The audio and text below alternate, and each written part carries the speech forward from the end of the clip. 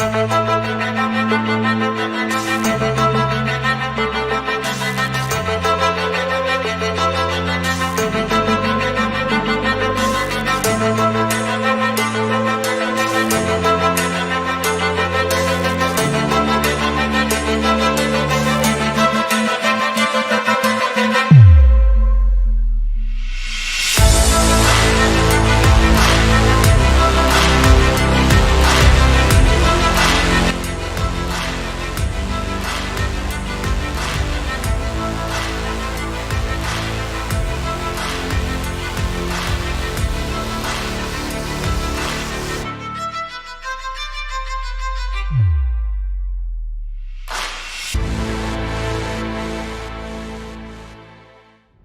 have to have the courage of our convictions and be proud of being conservatives again. So we decided to set up blue-collar conservatism. Having spent 20 years working for the Royal Mail as a postman, I feel most at home at blue-collar conservatism. This is about people saying what they want us to do. So it's actually reversing the way politics is being done at the moment. I'm supporting blue-collar conservatives' campaign for a police cut. Effects of blue collar in the last few months has been incredibly positive. The fact that everything we have talked about is about school funding, about more police officers, is either government policy or soon to be government policy probably tomorrow afternoon. And why not have a drink and celebrate Boris being our new leader? We'll have to call him now blue-collar Boris. We believe that the Labour Party does not speak for working people and that this party speaks for working people. And you to the Conservative Party, that is quite a lot. The podcast is called Blue Collar Conversations. It came from a series of pub visits. That's where most of my great ideas have come from too. Make sure we hold some of these seats in 5 years' time.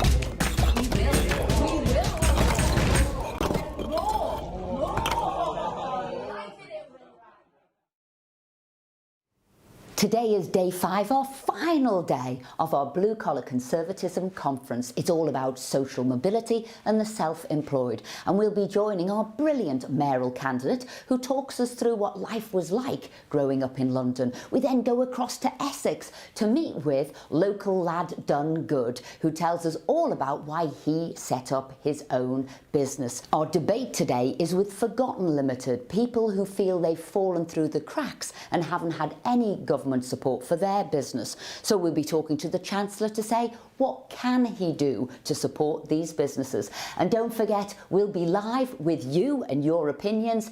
Email us then on opinion@bluecollarconservatism.co.uk. And if you want to join in the conversation on social media, then it's hashtag BCC20.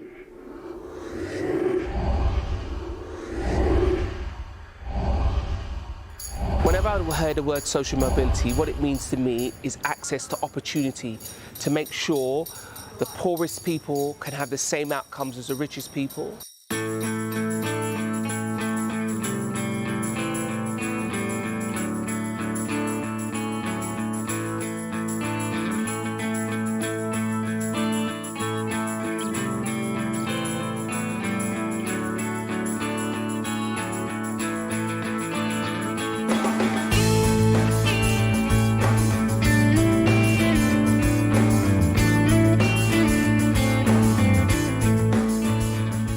This is Ladbroke Grove. This area is one of the poorest areas in the whole country, but it's next door to one of the richest places in the entire world.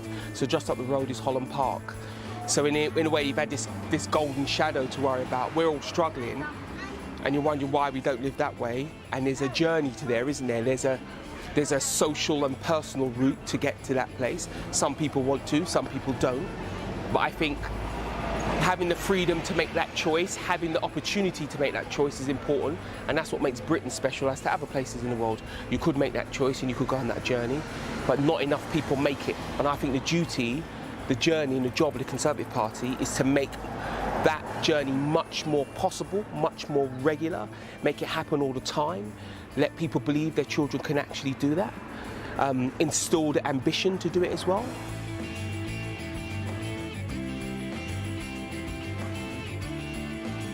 When I was a youth worker, this was my main drag up and down the road. And even before that, this is Portobello Road. Even before that, I used to work in Fantastic Store, which is a comic shop down there. And it's like, it was my first job. I was excited about it. And the boys in there, and the men really, their politics and their sort of, just their view on life was part of the conversation. It's part of how I learned, you know. It was a real mix of people in there. But one of the things that time gave to me is the real notion that I used to live on the same road as Madonna. The only thing is, I lived at the Ladbroke Grove end of Portobello Road, and she lived at the Holland Park end of Portobello Road. And it's the same road, but different worlds.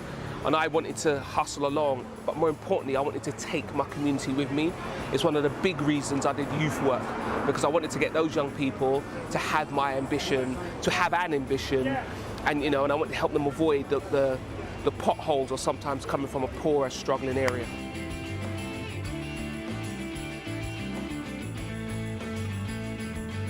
If you come from an immigrant background, often your parents are just on it. They're like, you know, if you're not a doctor or a lawyer or a judge, you haven't got a real job. And then they realise it's the education to get to that point as well. But that's their ambition for you.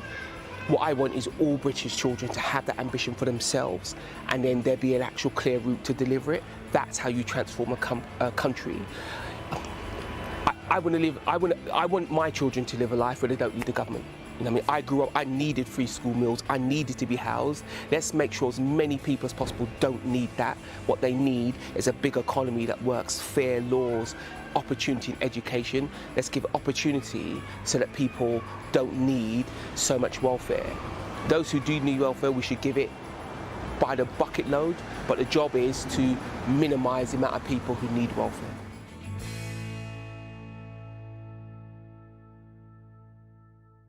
See this mosaic? This mosaic, for me, is about ownership. We had a councillor, I think his name was Des, and he started a project to do this mosaic. And this bit of wall used to be covered in graffiti the whole time.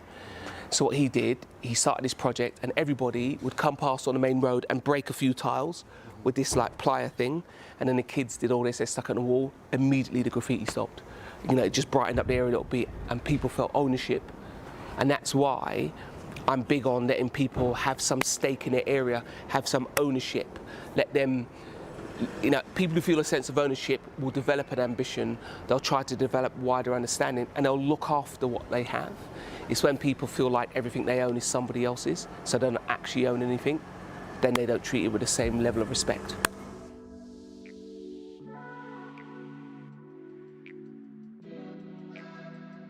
We are here on the Walnut and Green estate. I used to live here in 11 Faraday House. I grew up here in one sense because Auntie Nez lived down there in Rendell House, and every Sunday, without fail, we'd go to Auntie Ryan's. So I knew everybody here. I played in the adventure for years here. And then, you know, fast forward 10, 15 years, you know, when I'm 16, 17 years old, this is where I really started to focus on youth work deliberately. When you come from where I come from, and let's be clear, millions of British people come from where I come from, we've got to demonstrate from there is a future for their children. They will be safe, they'll have somewhere to live and somewhere to work. We must make sure we break the idea that conservatism is about rich people. It's actually about what it is to be British and the opportunities that provides for everyone. And if we can do that, we'll be able to break the red wall. The red wall is not a place, it's a state of mind. We can break the red wall down here in the south just in the same way we did in the north. And that's if we, as Conservatives, let people know we actually care for them, their children and their futures. And when we talk about prospering children in the country, we've got to remember we're looking at their mental, physical and developmental future. For me, Army Cadets was a massive part of that. It broadened my horizons, it put me next to some of the most committed, focused people in the world from our armed forces, and it was just such fun. And it's a real environment to learn the social skills that make you successful in the future and have fun while you're doing it.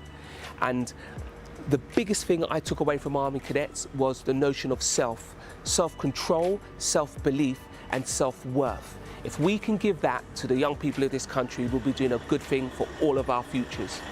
I don't think you can come to anywhere near Ladbroke Grove and not talk about Grenfell. It was a tragedy on a level that words cannot explain, and I think there's a challenge there for everybody in public life, for the Conservatives in public life, to rebuild trust. For a long time, residents were saying something could happen that would cost them their lives, and it did. And I think if politics has any value at all, it has to reach out to those people and rebuild the trust. And can you imagine what a seismic shift it would be in the consciousness of all British people if it was the Conservative Party who were able to put politics to one side and make sure the right thing was done by all the victims and the family of the victims and everybody who's been affected by that. I think that's one of the things in London that London Conservatives can really, really focus on. I think one of the things that Conservatism needs to focus on is what it means to be British, what it means to be a Londoner, and I mean in the broadest sense. You know, my parents are Jamaican, make sure that the Jamaican community feels British as well. We're all part of British history, you know, and let's do things to welcome people in. You know, let's talk about class and also let's talk about race. Let's not be afraid to have the tough conversation. And I think one of my proudest moments is knowing that I am British. I'm proud of my British roots, and I'm also proud of my Jamaican roots. And one day I was challenged about cricket. Someone said to me, who do you cheer for when the West Indies play England in cricket? And my response is, it means I definitely cannot lose.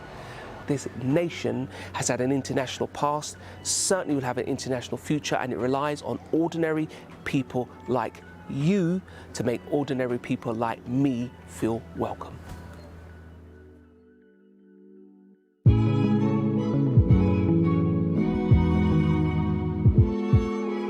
So I started my business career, if you like, on a market stall. I actually didn't know anything about flowers, but I saw a gap in the market. Literally, there was not a flower market stall. And the ambition, of course, was to make money, but actually there was an ambition slightly bigger than that. There was an ambition to create a business. So I'm very fortunate that my mum is one of my biggest motivations in life. She herself had a very successful business, and I saw that business go through hard times and good times, and I was always so inspired by my mum's relentless hard work. When we came to a point in our time when I felt like I wanted to contribute to family life, it really used to annoy me that my mum, knowing how hard she worked, used to pay for my school lunches. There was just something about that just didn't sit right with me.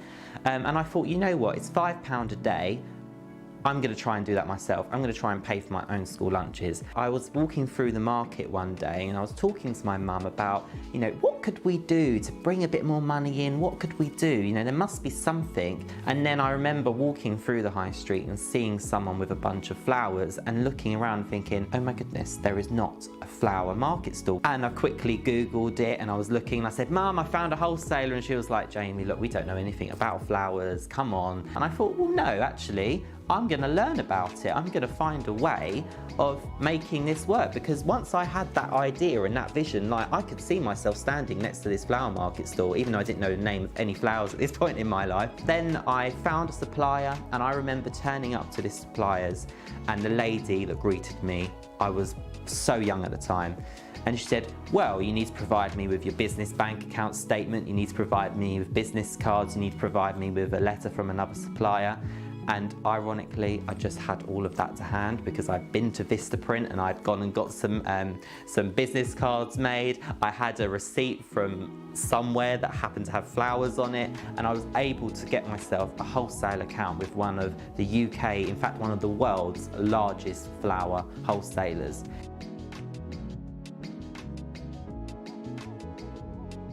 Social mobility to me is pretty much what I have achieved. Being motivated to put the effort in and the work, appreciating that social mobility isn't about being picked up and dragged through. Social mobility is about having that vision, having that goal, and taking yourself on that journey to progress yourself. And of course, as your business progresses, so does your skill set, so does your network of people. One should want to progress themselves, and social mobility is the platform to progress, and the end result is down to you.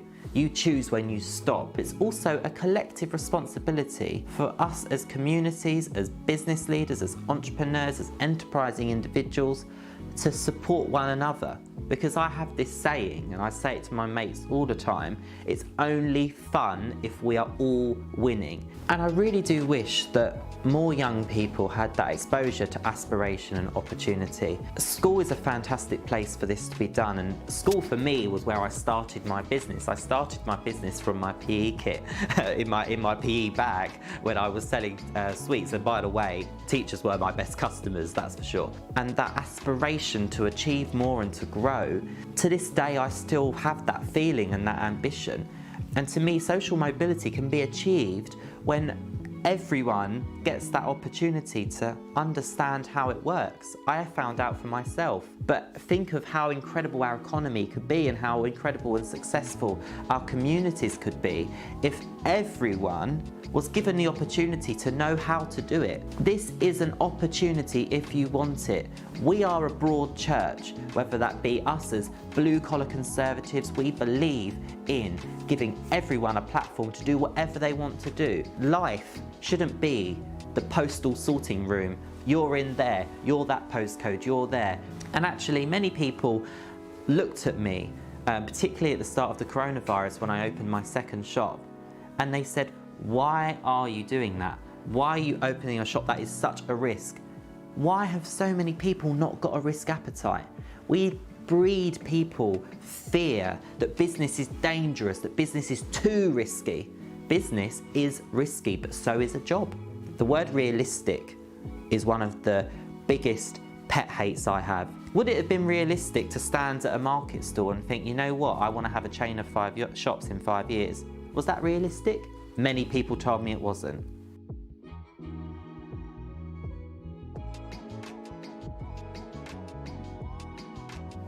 The business community, certainly in Essex, has been very complimentary of the government's short-term interventions to secure jobs and support businesses. And of course, for many businesses, particularly those that were finding it difficult already, it's been an incredible tool. But what we now need to see is long-term approaches to support business. And actually, it shouldn't really take a global pandemic to get people thinking about what we can do to support business. And I have to say, a personal message to the Chancellor, Rishi Sunak has been, as a new Chancellor, is heroic to business people, for our businesses to know that at the heart of government is a Chancellor that is committed to supporting business and knows what needs to be done to support business.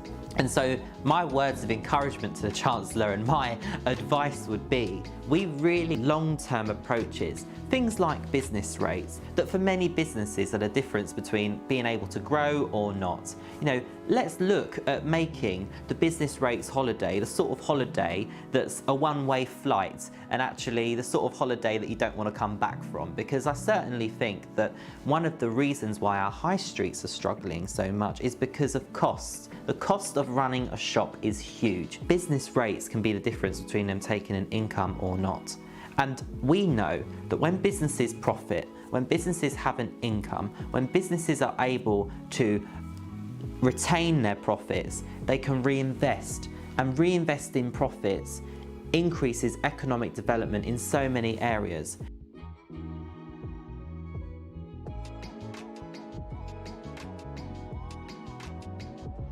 It's upsetting to see so many high streets struggling, but COVID-19 has forced everyone to go home and support local. People haven't had a choice. There's been queues outside butchers, queues outside the local barbers. People are at home. And what can we do for those people? Well, we need to give them choice. We need to get every single empty shop on a high street open. Perhaps a way that we can do that is to give young entrepreneurs a platform, an opportunity that they would never have because they don't have perhaps the financial support that they need to start a shop. I know from when I started on the market stall, the best thing I earned wasn't money. The best thing I earned was feedback from my customers. And there's only one way we can do that, and that's if we give young people a platform. Cake sales in school are great, but what about if we gave a young cake maker a shop to sell cakes from?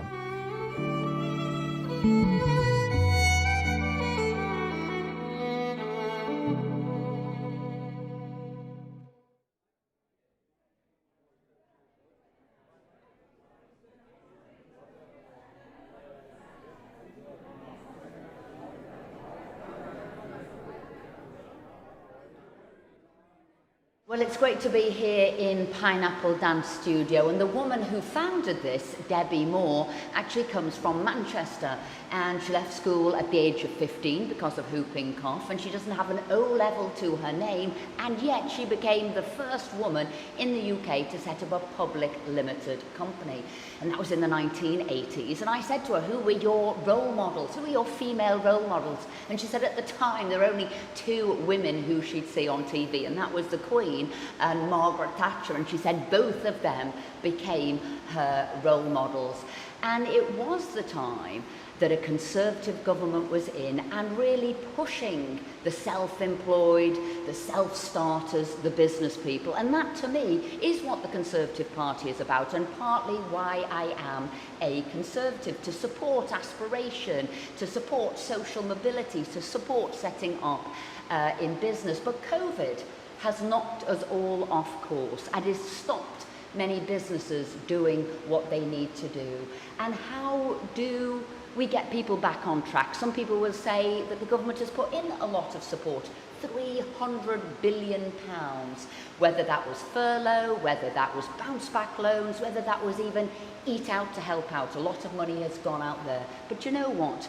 A lot of businesses, people who run limited companies, have fallen through the cracks and not got any support. And there's some people here in this room today who are going to tell me their very personal stories of what's happened to them. And I've got Gina here as well, Gina Broadhurst, co-founder of Forgotten Limited. And we've got parliamentarians too, key ones. We've got David Davis, former cabinet minister, totally believes in social mobility and wants to support the self-employed. We've got Chris Clarkson as well, a key issue for him, self-employed, helping people in business.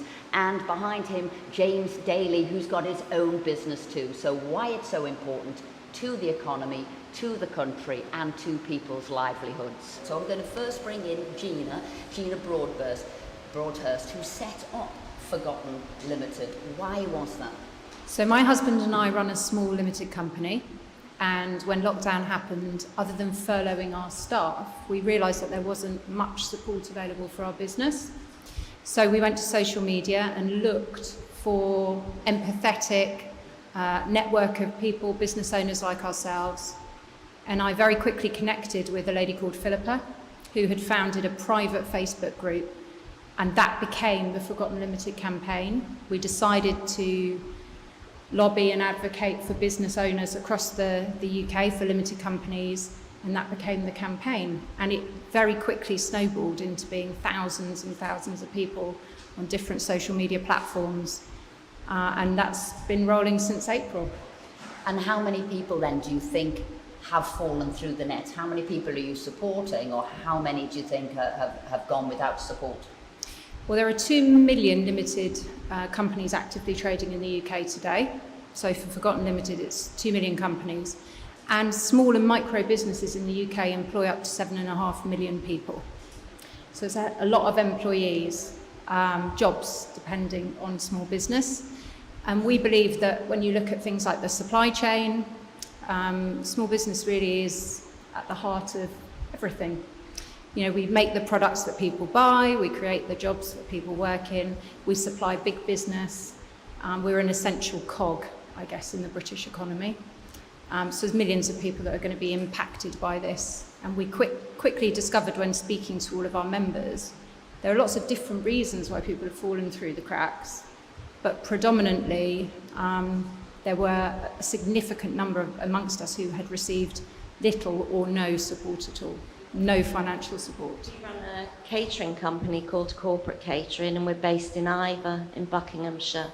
Our turnover in January and February was around 40,000 per month, and we were having a pretty good start to the year.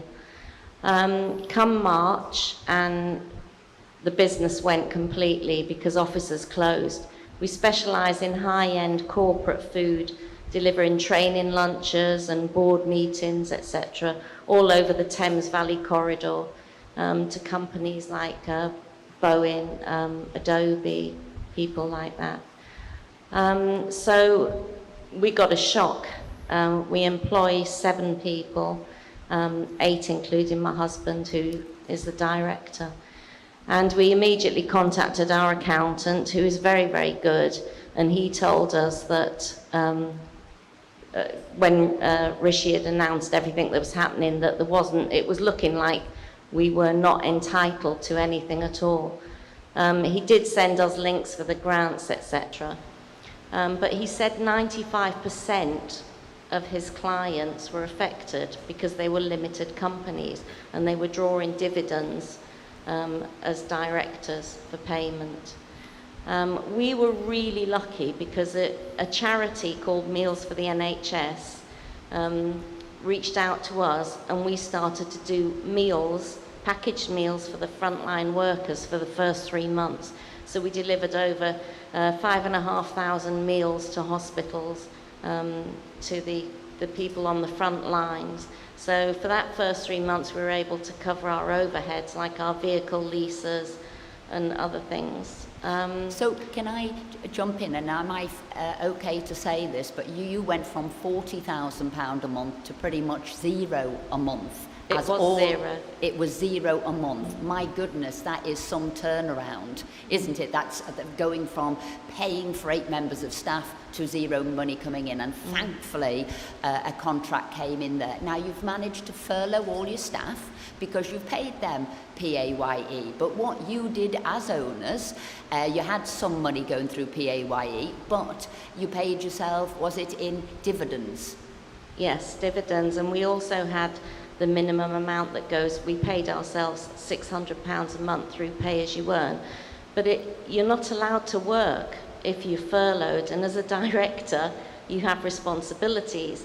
My husband is constantly trying to think of innovative ways to pivot the business, and you know, we tried to contact all the councils to do meals for the elderly, little packaged meals that were balanced and they were comfort foods, but nobody came back to us.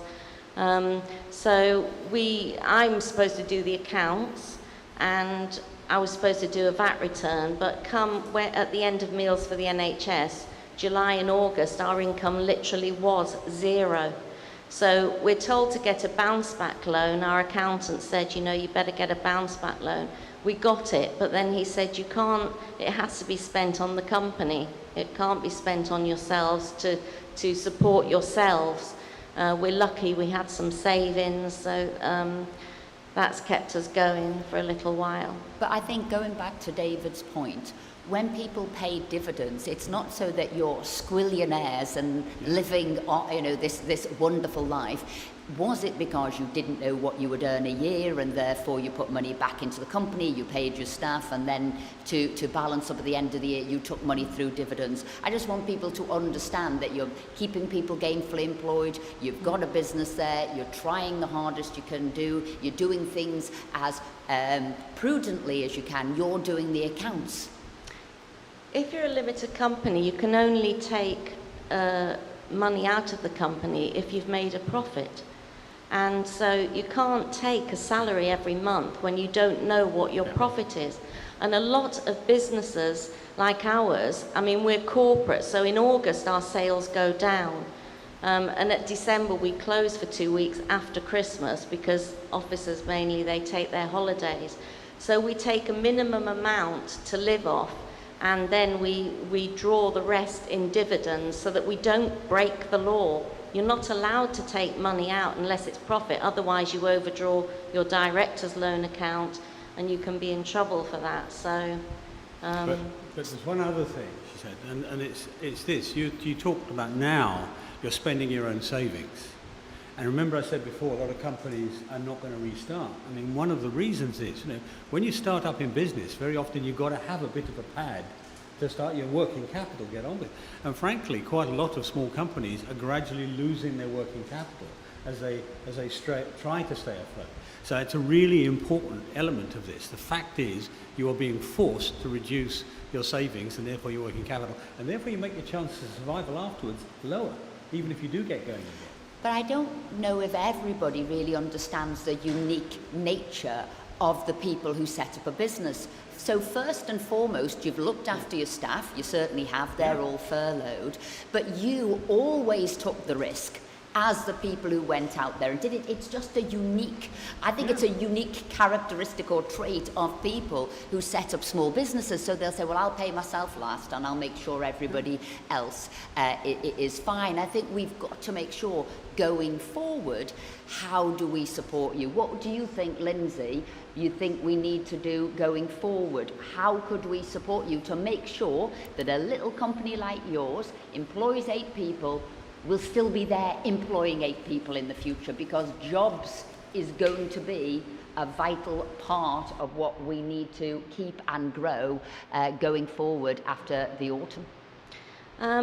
I think that the government, I think that that it's not true what Rishi's saying, that he can't account for what we pay in dividends, because I file my tax returns and I know that I pay tax on what I earn.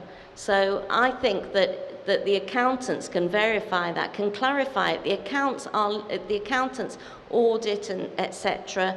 And so they produce our accounts and they're accurate. So I would have liked to have seen something on parity with the self-employed that could just I'm not asking for a lot, but just keep us ticking over, because we are spending our savings. My husband's now 3 or 4 years away from retirement, and we're now facing a situation where we could lose everything that we've worked for, because we've spent our VAT money that was due, because we still have overheads going forward and we can't undo those. So yeah, I would like to see some parity with what other people, just be treated fairly and not to be made to feel worthless, because that's how we're made to feel. And that is the message that from here we'll be taking back to Parliament, we'll be taking back to Rishi to say, how can we make this right? Accountants had overseen this. It wasn't that anybody was dodging the law, breaking the law. This was the process by which people were paid, and it was the correct way to go about things, working as you do with small companies. I'm just wondering, does Chris or James want to come in there? If not, I'll go to John. Oh yeah, leap to the mic. Leap to the mic. Dangerous, this, I'll never get away from it. No, I just want to say, I mean, to be honest, sorry. I mean, this has been a really steep learning curve for us as well. I mean, both James and I studied law, but I mean, I haven't done employment law for 20 years, and you're hearing about some of these cases, and you start to think to yourself, well, God, why haven't we done this? Why haven't we fixed this? You're employing 8 people. You've done the responsible thing. You're making sure your company is solvent, and you're waiting till the end of the year to work out how much money you and your husband are taking out. What really keeps me awake at night is some of these businesses not restarting, because it's not just you and your husband then out of work, it's the other 8 people. So we really do need to look at this very, very closely, because it's the knock-on effect. It's the other people who then don't have employment. It's the businesses that aren't circulating money back into communities. So thank you for sharing the story. I'm obviously not going to take any more time, because this is about you, not me, but... People elect their own MPs, and they should make very, very plain to their own MPs that this assertion from the Treasury that it's not practical to know what the profits are and what the dividends are, both of which are declarable, measurable numbers that the revenue know about, something done on this. We shouldn't accept from the Treasury that they can't measure these things. The numbers are there. The numbers are submitted to them every year. We can. And just to add to that, I think IPSI quite early on stepped into the lobbying space, and we're talking about a pay now, claw back later type of mechanic for dividend income. And essentially they were saying, include very harsh penalties for fraud, because a lot of the arguments are they want to avoid fraudulent claims. And we all agree as a community of business owners that if a clause was placed on that grant, that we'd sign up to going to prison if we claim fraudulently. It's not about defrauding HMRC. Make the penalties as harsh as you want, and you would find that the people in this room and our supporters would still ask our accountants to verify the numbers, because they're real. Another thing, all of the businesses in the room, and Tracy, I'll come to you next, were all vibrant businesses that were doing well. COVID came along, stopped you in your tracks, and the government closed down businesses as we looked to fight the pandemic. So it wasn't like any of these businesses, these people in the room were running unworkable, unprofitable businesses. That wasn't the case. COVID stopped you in your tracks. Tracy, do you want to tell us a bit about your business and how you've fallen through the cracks? What support maybe you did get and what you didn't, because there was a lot out there: bounce back loans, civil, mortgage support to delay the payments there. So let me know what you... So we are a training company or a learning and development company, so we go in-house. We don't run public courses, we go in-house. We run training courses, we may do some consultancy around HR, or we do some business coaching. Most of our not most of our clients, 70% of our clients were probably overseas, and 30% of our clients in the UK. We have clients in the Middle East, China, USA, and here in the UK. And our business model was, it was myself who was the director, and then I have about 20 freelancers who work for me, who are all also one-man band limited companies, apart from two who were, I think they were just sole traders, everybody else was a limited company. So I find the work, and then I give it to the right person, and they go away and do it, and I take all the risk, I do all the payment, etc. And we were doing really well. Our turnover on average was about £50,000 a month. Sometimes it could even be £100,000 a month. And we had about, I think about £300,000, £350,000 worth of business booked in already in March. We tend to book in about 3 or 4 months in advance, and literally overnight it just went. It went. Every single thing we had booked in went to zero, because we were really hit, because we couldn't fly anywhere. We couldn't go into a room full of people because nobody was allowed to go into a room full of people. We couldn't even get on a train and come to London and go to some of our clients in London. So literally everybody just cancelled overnight. So for the rest of March and April, we heard nothing from any of our clients because they were all in complete panic mode. The last thing they really want to talk about is that they're going to run that training course they had booked in. It really wasn't at the top of the list of priorities. So I sat down in my house with my husband, who also runs a limited company, one-man band, from home. He moves boats around the world for rich people. And we both sat down and thought, what are we going to do? So we came to this realisation that the furlough scheme was being talked about, and we spoke to our accountant, and she said, well, we file £1,000 each for both of you on PAYE a year, so you both claim £12,000 on your PAYE, you both file £12,000 on your PAYE, so you'll both get £800 a month each if you want to furlough yourself and close your business down. So Andrew decided he would close his business down and furlough himself completely, because there was no boats going anywhere for a long time. And I decided I would probably partly furlough myself, because I still had to do some things, but I felt like I wasn't going to get much in for the next few months. So we thought, okay, the £1,600 will at least pay our business costs. So we sold a car, and we put that in our bank account to cover our personal costs, because we, like everybody else, thought the world would be back to normal in September, so everything was going to be fine.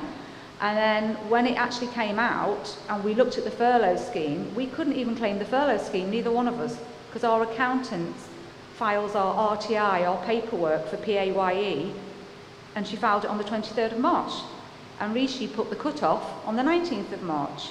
So I've been in business for 20 years. 17 of those years has been as a limited company. And the only reason that we're limited is because we got a contract with the Ministry of Defence 17 years ago, and they made us go limited. And of course now most of the big companies want you to be limited anyway. But we were sat at home thinking, well, what are we going to do? Because of a date, a cut-off date, because of 4 days, our £1,600 a month went to nothing. So then we looked at universal credit, but we'd just had the money for the car put in the account in April, so there was no universal credit. So our only option was a bounce back loan. That was it. We couldn't claim the local authority grant because that was not for people who worked from home. And I don't want to take a bounce back loan when every single penny of my business has just gone overnight. And even now I can't travel. So these to me are the really brutal cliff edges, that you were paid, you've been paying PAYE, but you'd done it annually, and your accountant had file those just after the date. So I personally think really this needs to be an appeal case afterwards. It might not, you might not got money just yet because I think the Treasury and HMRC are dealing with so many people coming through, but surely that seems unfair in every way that you couldn't get support the way that has happened there. So I think that would be an appeal case coming forward, I personally think. And I totally agree with that, Esther, but you make a very good point that they can't deal with it now and they might get to it in the future. But from working in the Forgotten Limited campaign, I know every day that goes by, people are moving to insolvency, people are CVAs, redundancies for huge swathes of their staff. This is people selling their homes now. So we agree, but by the time that happens, how many jobs are lost, how many businesses are closed, how many people have lost their homes, their livelihoods, everything.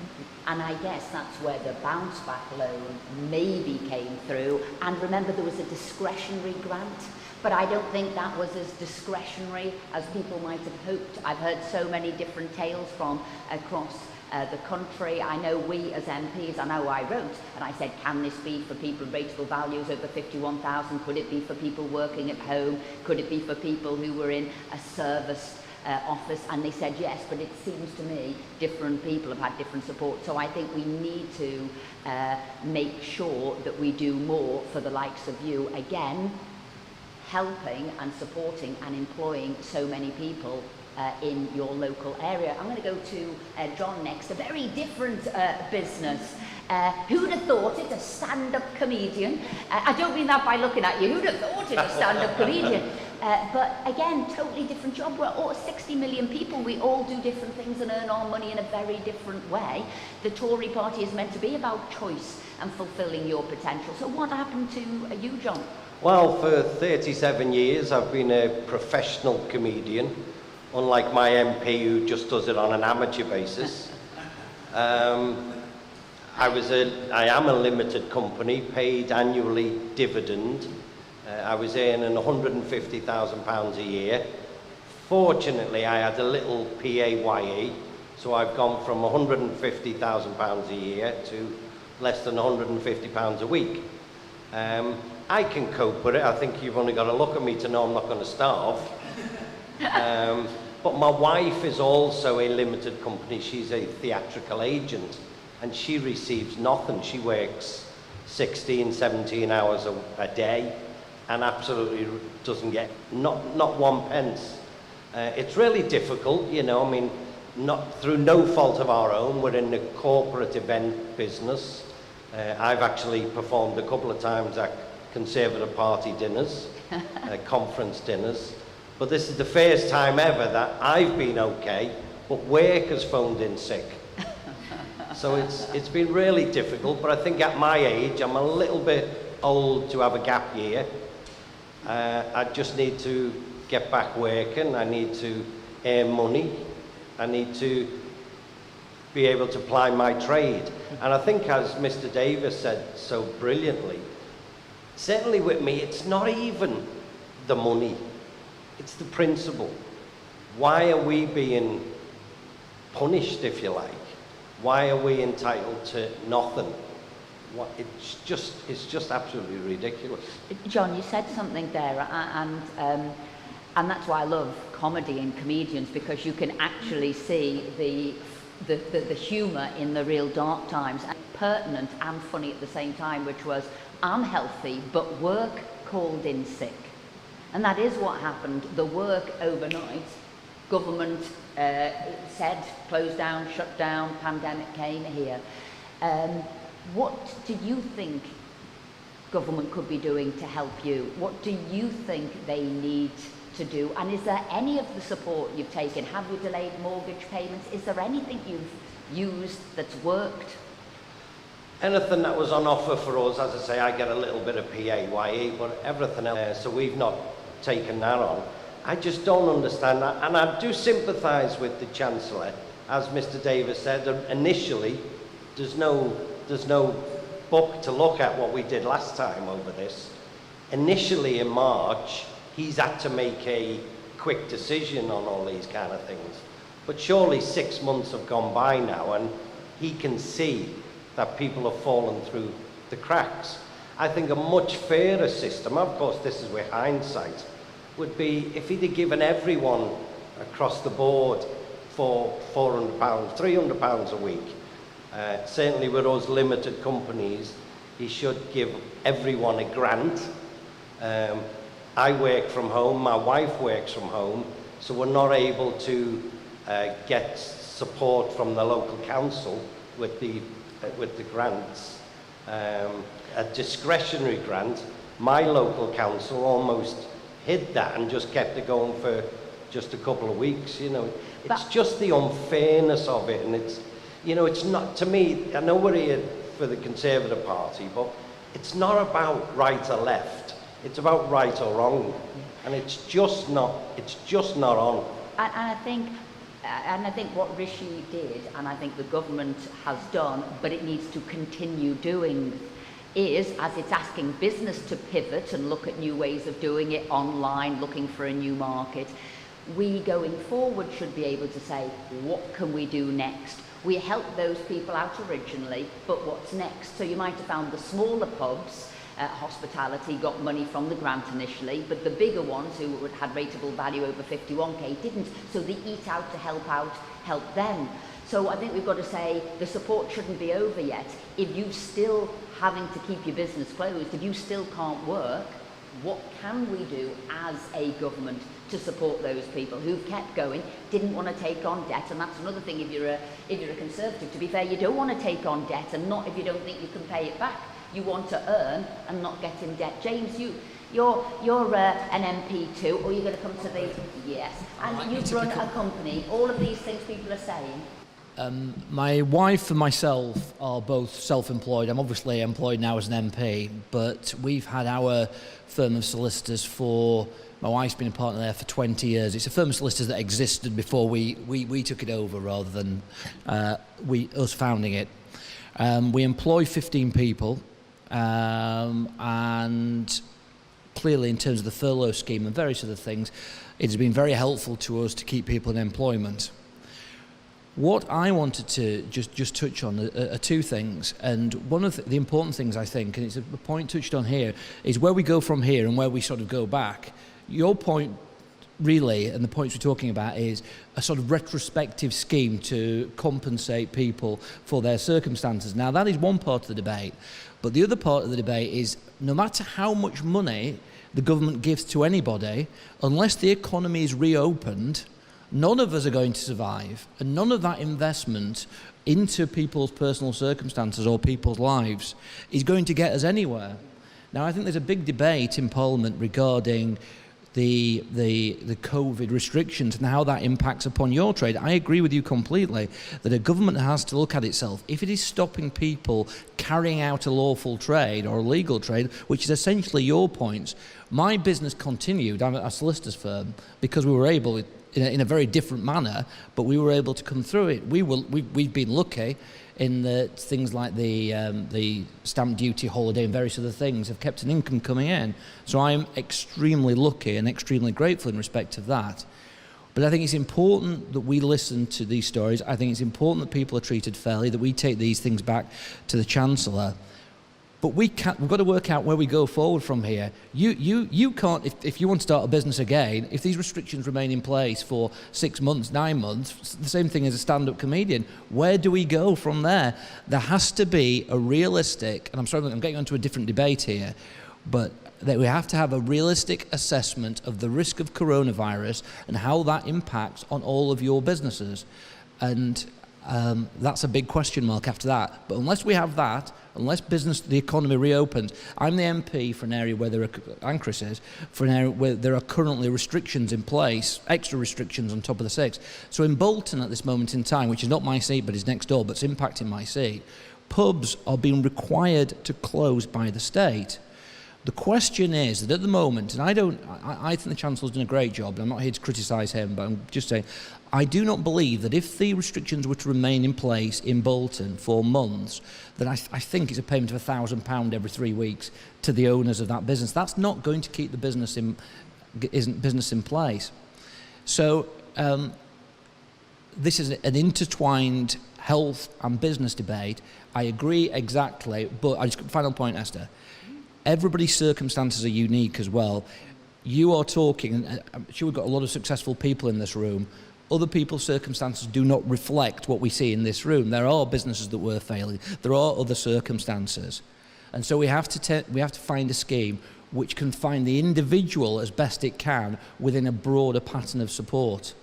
One of the things that I campaigned on... I thought John was going to be difficult to contain. I thought when John gets at that mic, as a stand-up comedian, we'll never get it out. Little did I know people often, James. People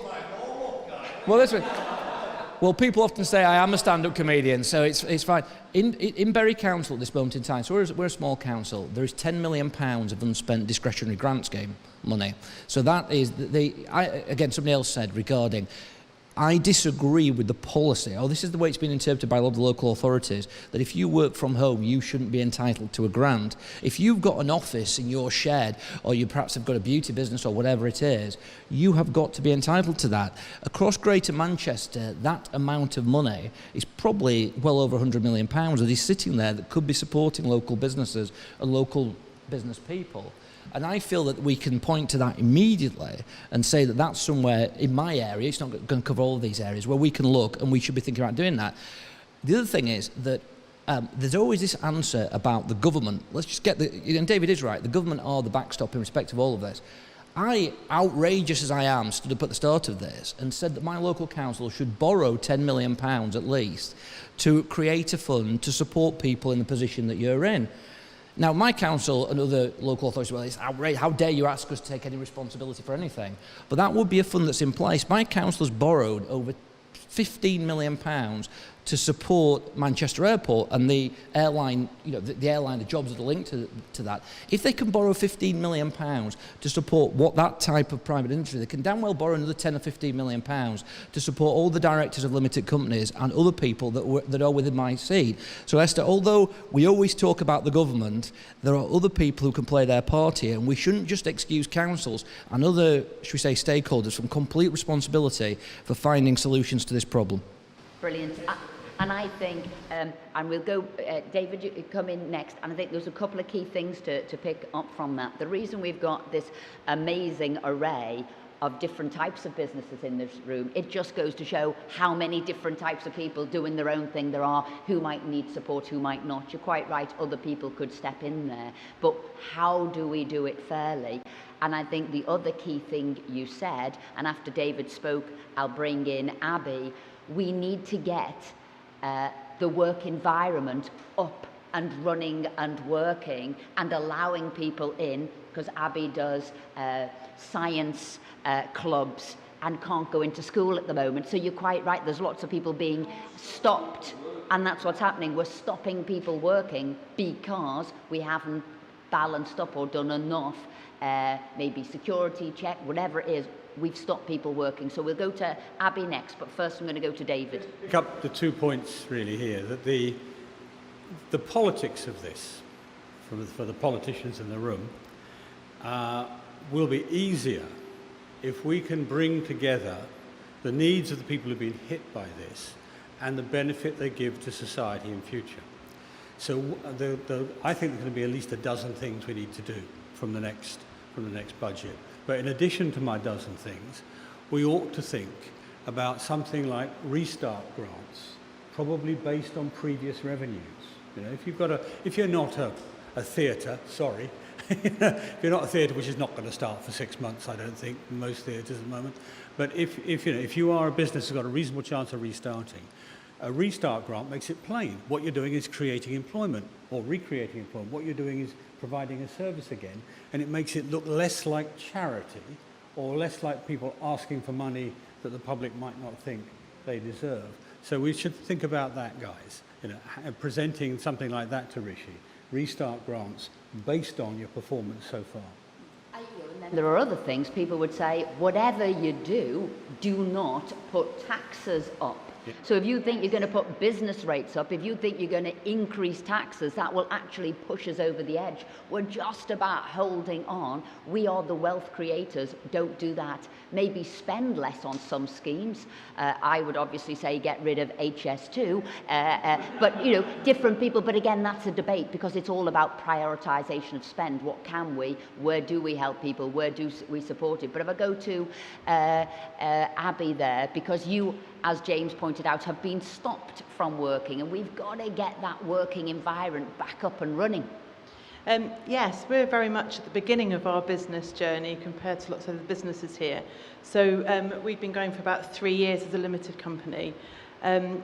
So again, I pay myself PAYE because I don't know how much we're going to make, and most of our revenue goes back into the business because we're growing and we're developing new things and all the things you do when you're very, very new. So when all the schools shut at the end of March, all our work went totally. We work predominantly in schools in term time, going out to do workshops, but also extracurricular clubs. But also we work a lot with libraries and museums and places like that all through our holidays. And none of those have been open since March.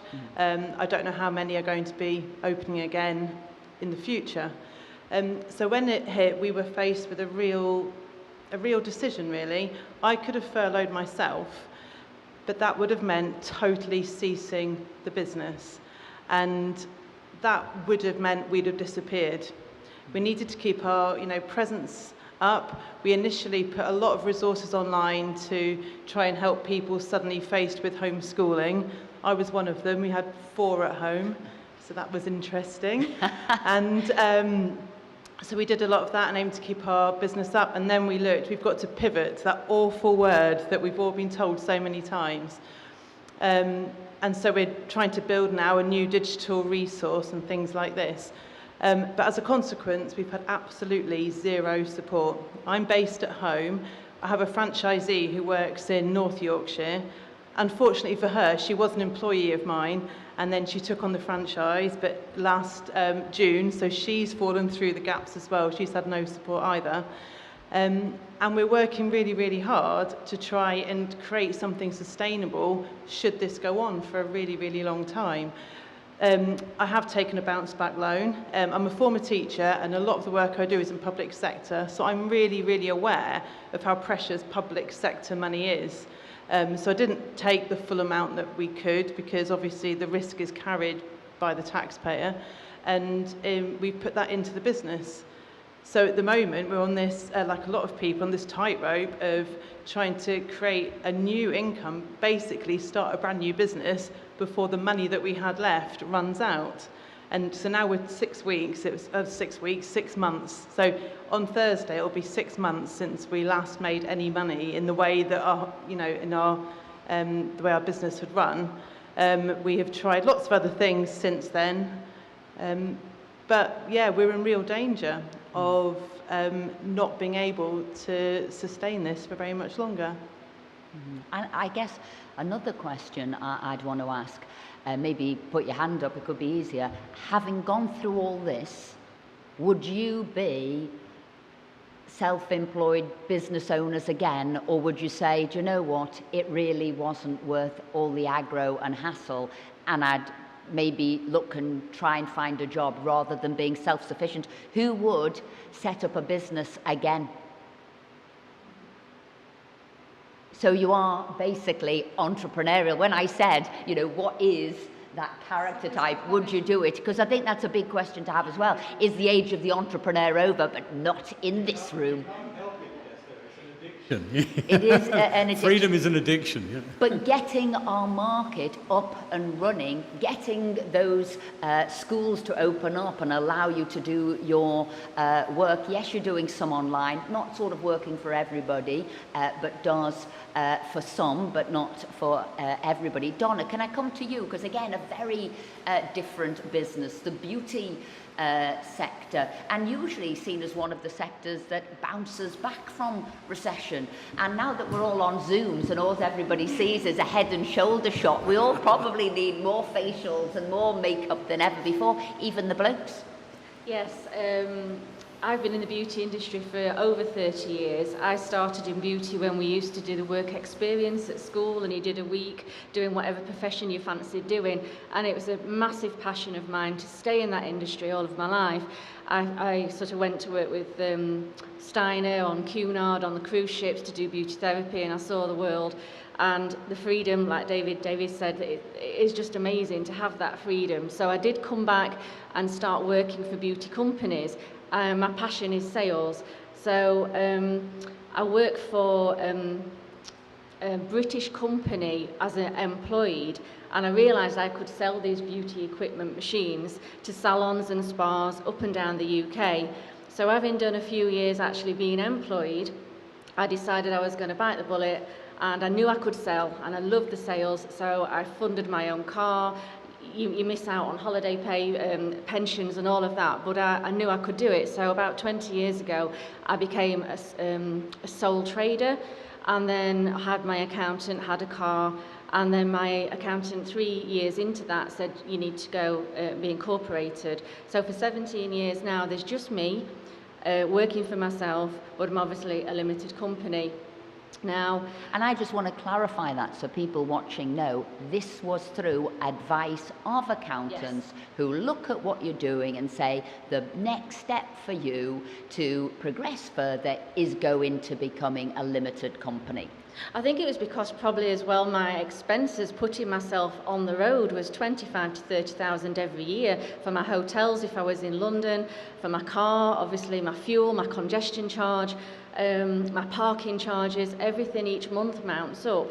And as I said, the passion is there to sell the machines, but the beauty industry and COVID hit on my birthday, which was the 23rd of March, and all of my run-ups for my sales that would have been in March, everything stopped. So my last paid invoice was February, and I've had zero income, and I still don't see any income coming in, simply because the beauty industry was allowed to do facial close contact work 3 to 4 weeks ago. And the sad thing for me is the machines I sell are facial machines. They're amazing beauty industry, UK manufactured machines. That I've been with this company that gives me the sales leads since 1995. It's a fantastic company, but they are between £15,000 and £25,000 per machine. So as much as we're in the Dorchester Hotel or Harrods or Harley Street, I'm also in lovely, nice local salons, high street salons, and they stick their neck out to fund and lease these machines because they want the best for their customers. It's anti-aging, so I've been allowed to go back, but I haven't been able to go back because no salons and clinics have got the funds yet to purchase these machines. And interestingly, there you're talking about the knock-on effect, and just as way of coincidence, I know the lady who designed the machine you're talking about. She's from Liverpool, Sharon Hilditch, so I know exactly what you're talking about. But that was a female entrepreneur, won lots of awards in Merseyside. British manufacturing company employing people there, so it's not just you not selling them, it's that company now not being able to manufacture them, which comes back to James's point. When are we going to have that debate that says we must open up the British economy, because in isolation you don't have a job, but actually it's much, much bigger. It's a whole manufacturing arm that doesn't have a job. One of the scary... What I'm finding is a lot of these amazing salons have had to close, so I'm now up against the machines being sold second-hand. So even if I could go and do a demonstration, they're using my knowledge, my time, my fuel, which, you know, is no good for me, but then they're buying them off whatever sites they might be online at a fraction of the price because they need to recoup their money as well, which doesn't help me. I just work myself for one company, I send one invoice every month, so I would be easy to trace if my accountant did what we were talking about, a dividend certificate, so that actually they would see over the last 17 years of being incorporated that I only work for one company. And I've had to take a bounce back loan, and I've paid my corporation tax, my tax on account, and 2 VAT quarters. because my expenses still go out every month, and I'm so far in deficit now, it's quite scary. I recently married, my hubby's self-employed, he went recently self-employed, so we've had a double whammy at our house that we've had no income coming in at all. The Keynesian way I find it, he started back selling recently, and we're not allowed universal credit, because he earns some money which cancels out, which I find quite bizarre. I've always been on my own 2 feet, I've always provided for myself, I've worked every working day that you can, I've never had children, and I've paid into the system. So for me, I just find, why does he earn money that stops me getting a little bit of something? I'm quite chatty with our local MP, Mark Fletcher at Bolsover, and everybody knows I'm trying all the time on the websites, on HMRC, I'm looking all the time, is there anything for us?